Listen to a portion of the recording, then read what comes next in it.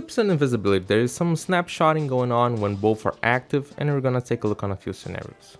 When you activate the invisibility, it snapshots pretty much the lights that you were exposed, and it's gonna keep the buff as it were when you entered stealth for the rest of the invisibility's duration. So scenario number 1, you have neither of those active, and the one that you're gonna be getting is the last one that you use. If you use Eclipse before, and then smoke screen, invisibility, on a light, you'll maintain it even if you enter a dark part of the map.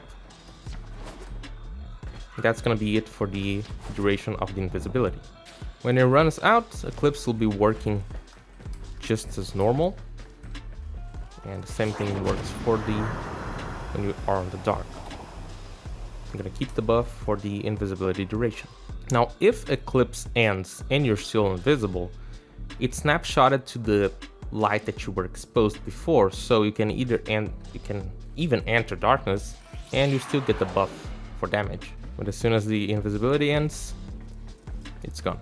You can refresh it and it will update depending on your power strain. If your power strain increased, it's gonna update but maintain the buff that you had when you entered or when you activated Eclipse or you entered the invisibility. And this is how it works for the vast majority of the invisibility in the game, except for the arcane trickery, where the buff that you get if you use Eclipse after, it's gonna be depending on the lights that you were exposed when you got it to proc. That means if you kill the enemy in the shadows, you're gonna be getting the defense buff. But this is good news for Evara and Octavia, right? Yep, you'll maintain the buff for the duration of the stealth. And it's pretty good. Octavia can keep refreshing and pretty much keep the Eclipse buff on the damage mode pretty much all the time.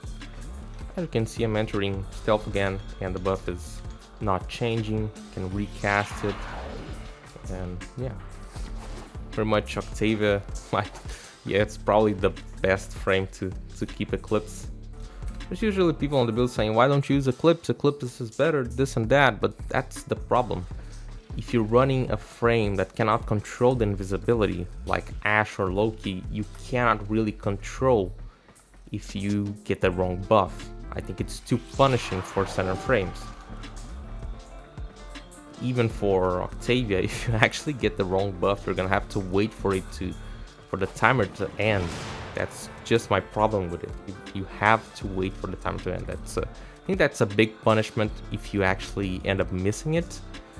And as you usually don't have like that much time, that much duration when you're doing in disruption, you might just get invisible and not have enough time to get the buff and actually kill the demo. You might lose conduits for that. That's why I usually don't have it. Let me know what you think about these interactions. Which frame do you prefer using it? Leave it a like, consider subscribing.